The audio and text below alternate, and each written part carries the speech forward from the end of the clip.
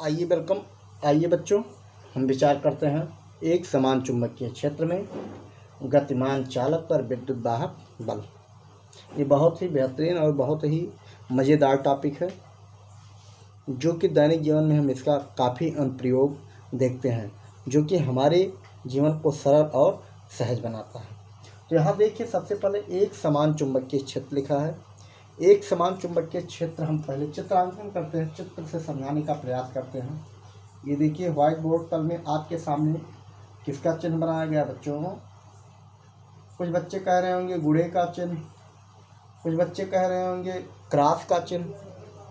सही है, दोनों बात सही है भैया, अपने अपने वे में दोनों बात सही है। कुछ बच्चे कह रहे होंगे कुछ नहीं सर, ये चिड़िया आप बनाए हैं, वो भी बात सही है। आपको पता होना चाहिए, यहाँ सब लिखा हुआ है एक समान चुंबकीय क्षेत्र। तो ये हमने बनाया एक समान चुंबकीय क्षेत्र। अब ये जो क्रॉस चिन्ह होता है बेटा, ये ब्लैक बोर्ड व्हाइट बोर्ड के तल के लंबवत अंदर की दिशा में, किस ओर? अंदर की दिशा में। व्हाइट बोर्ड तल के लंबवत अंदर की दिशा में किसकी दिशा है? चुंबकीय क्षेत्र बी की दिशा है। कुछ बात समझ में आया कि नहीं आया?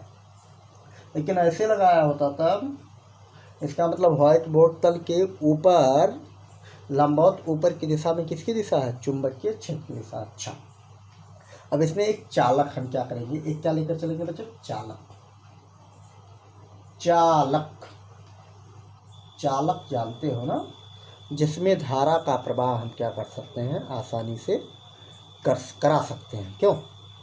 अच्छा, थोड़ा सा यहाँ दिमाग लगाइएगा, नहीं तो बेटा स्लिप खाकर गिर पड़ोगे।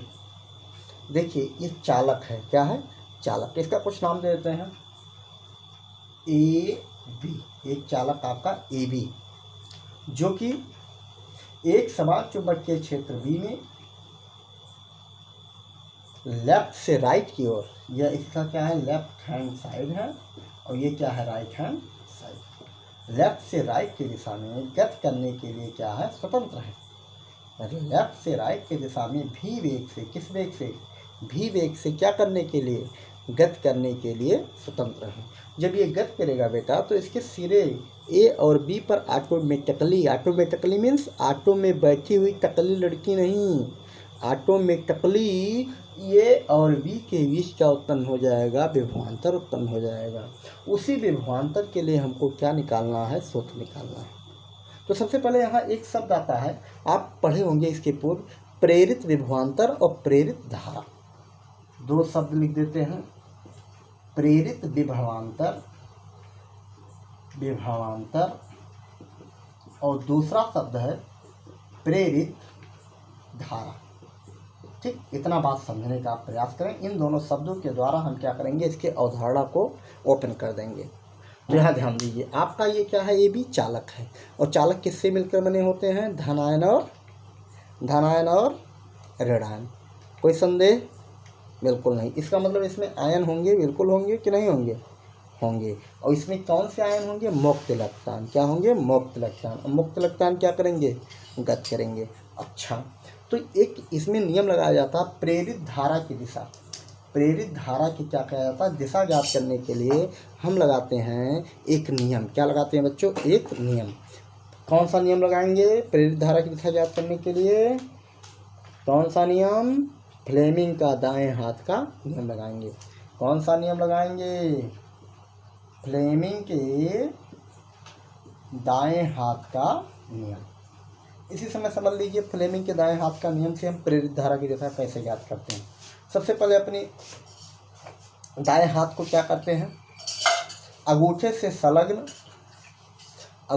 संलग्न दो उंगलियां। देखिए, अंगूठे से संलग्न ये दो उंगलियां हो गई ना।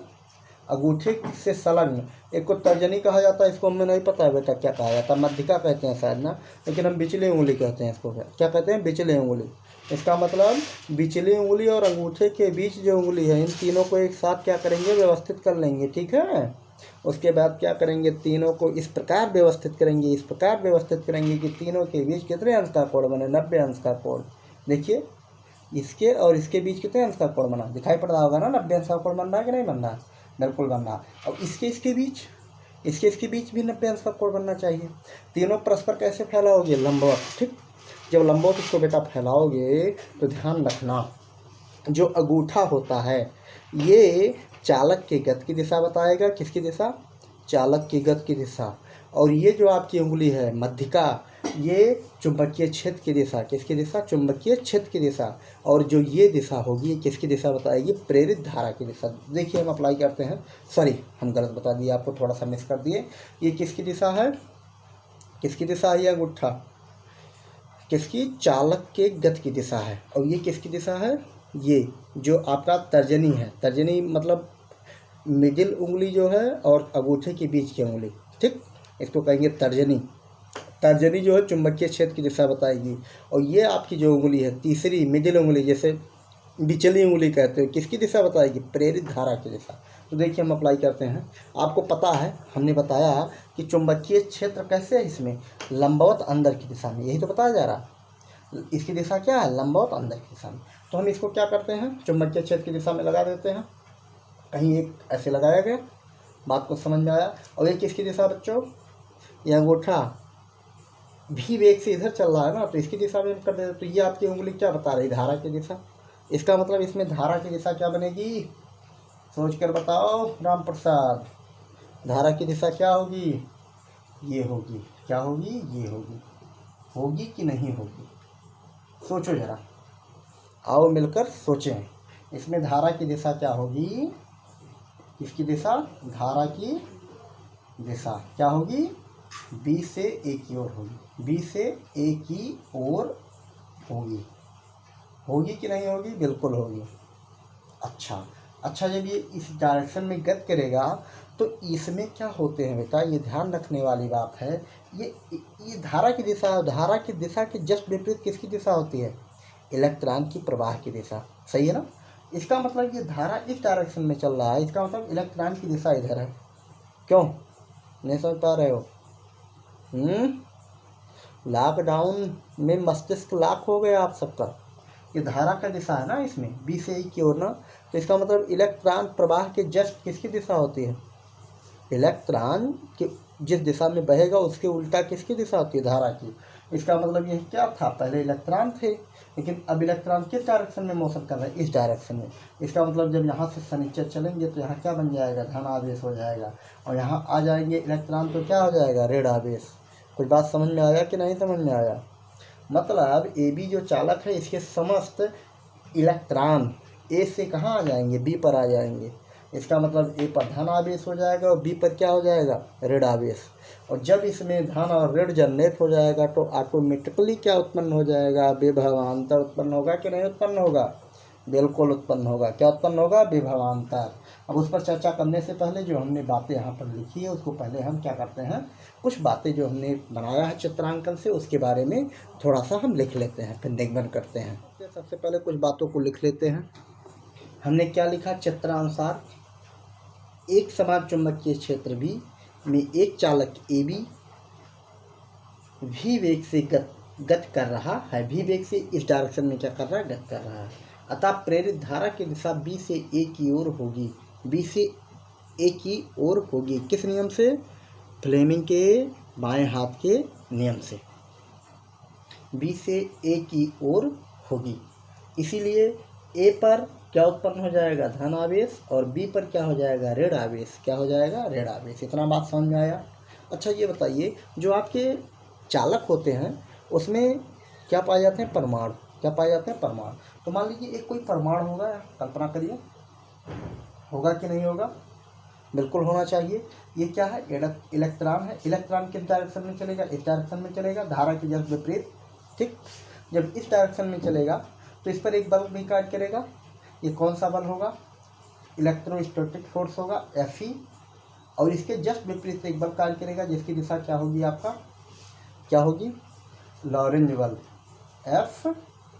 Fm। मैग्नेटिक फोर्स बोल सकते हो या क्या बोल सकते हो आप? लॉरेंज बल भी बोल सकते हो। ध्यान आया कि नहीं ध्यान आया? Fl भी बोल सकते हो, Fl। तो हम पुनः विचार करते हैं इसमें थोड़ा सा। अतः चालक के परमाणु पर परमाणु पर दो बल कैसे, दो बल समान, कैसे समान, परंतु विपरीत दिशा में, किस दिशा में, विपरीत दिशा में क्या करेंगे, कार्य करेंगे। इसलिए संतुलन की स्थिति पर क्या कहा जाएगा, संतुलन की स्थिति पर ये दोनों बल हैं आपके, लॉरेंज बल Fl और आपका दूसरा है क्या है, इलेक्ट्रोस्टैटिक फोर्स या फी, दोनों क्या होंगे, समान होंगे। क्या होंगे, समान होंगे। क्या होंगे, समान, सामान नहीं समान। अच्छा, लॉरेंज बल का फार्मूला क्या होता है, प्रिया पांडे बताइए जरा आप। लॉरेंज बल के लिए सूत्र क्या होता है, कोई भी आवेशित कण जब किसी चुंबकीय क्षेत्र में गति करता है तो उस पर लगने वाले बल का मान क्या होता है, दीपिका मौर्य, Fl बराबर होता है बेटा QVB, ध्यान आया कि नहीं ध्यान आया, QVB साइन थीटा, लेकिन थीटा का मान यहाँ कितना अंश होगा, 90 अंश, क्योंकि इसकी दिशा चुंबकीय क्षेत्र की दिशा अंदर की ओर है, गति इस डायरेक्शन में हो रहा है, इस डायरेक्शन में, इसका मतलब कितने अंश का कोण बना, 90 अंश का। और जबकि आपको पता होना चाहिए या फी इलेक्ट्रोस्टैटिक फोर्स बराबर क्या होता है, विद्युत क्षेत्र गुणे क्यू, ध्यान आया कि नहीं ध्यान आया, क्यों राम प्रसाद, विद्युत क्षेत्र ई बराबर होता है F बाई क्यू। तो यहाँ से हम कह सकते हैं F बराबर E इंटू क्यू। क्या करते हैं, इसी में रख देते हैं, रखने पर क्या करते हैं, रखने पर रख के क्या करते हैं, इसको हल कर देते हैं। क्या करते हैं, हल कर देते हैं। ये तो Fl बराबर हम रखेंगे QVV बराबर हो जाएगा आपका EQ क्यू आपस में क्या हो गए, कैंसिल आउट। क्यू क्या हो गए बच्चों, कैंसिल आउट। कुछ बात समझ में आया कि नहीं समझ में आया। और एक सूत्र आपको बताए होंगे गुरुजी, कब, जब विद्युत क्षेत्र पढ़ाए होंगे तो विभव परवर्ता बताए होंगे, ध्यान आया। विभव परवर्ता किसके इक्विवेलेंट होता है बच्चों, विभव परवर्ता जो होता है, एक फार्मूला आपको पता होगा, E बराबर होता है V बाई L। यल क्या है, चालक की लंबाई, चालक की क्या है, लंबाई। तो इस वैल्यू को क्या करते हैं, हम यहाँ प्लेस कर देते हैं, तो VB बराबर हो जाएगा आपका V बाई L। और यहाँ ध्यान दीजिए, V वेग है और ये V क्या है, पोटेंशियल डिफरेंस है, विभवांतर। क्या है, विभवांतर। तो V की वैल्यू निकालना है, V इक्वल क्या हो जाएगा, VVL। कुछ बात समझ में आया कि नहीं आया, यही हमको निकालना था। इसी को क्या कहा जाएगा, विद्युत वाहक बल। भी क्या है यहाँ पर, विद्युत वाहक बल। कुछ बात समझ में आया कि नहीं समझ में आया। अच्छा, यही हमको क्या करना था, निकालना था। इस प्रकार से उपरोक्त सूत्र की सहायता से, उपरोक्त सूत्र की सहायता से हम किसकी गणना कर सकते हैं, विद्युत वाहक बल की गणना कर सकते हैं। बात समझ में आया कि नहीं आया बच्चों। आसानी से बात को समझने का प्रयास कीजिए। क्यों बच्चों, राम प्रसाद, बात समझ में आया कि नहीं समझ में आया। समझ में तो आया ही होगा। अच्छा, हम धारा निकालना चाहें तो कैसे निकलेगा, इसमें क्या निकालना हो, धारा। तो इसको समीकरण 1 मान लीजिए। बट हम सभी लोग जानते हैं, क्या जानते हैं, V बराबर IR। जानते हो कि नहीं जानते हो ओम का नियम। तो V की जगह पर प्लेस कर दीजिए, भी पता चल जाएगा।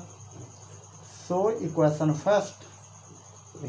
फर्स्ट IR इक्वल हो जाएगा आपका VVL।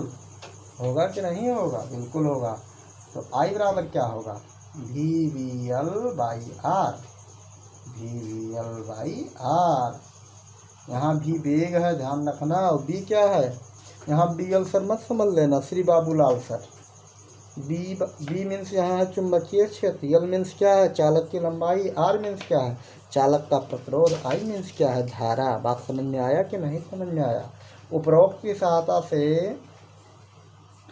सहायता से किसकी गणना कर सकते हैं, धारा की गणना कर सकते हैं, गणना कर सकते हैं। कुछ बात समझ में आया कि नहीं समझ में आया। बच्चों ध्यान दीजिए, इसका बहुत ज़्यादा हमारे दैनिक जीवन में अनुप्रयोग है।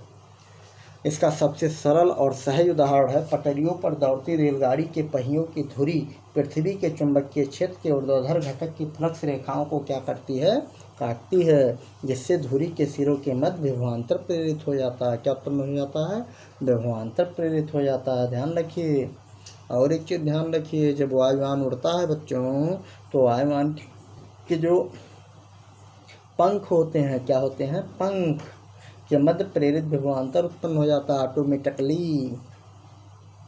और एक चीज़ ध्यान रखिए, जब कोई खिलाड़ी क्षैतिज ट्रैक पर पूर्व पश्चिम दिशा में दौड़ता है, अभी आपको ही हम पूर्व पश्चिम दिशा में दौड़ा दें, तो खिलाड़ी का शरीर चुंबकीय क्षेत्र के क्षैतिज घटक की फ्लक्स रेखाओं को काटता है, जिसके फलस्वरूप खिलाड़ी के सिर और पैर के तलुओं के मध्य प्रेरित विभवांतर उत्पन्न हो जाएगा।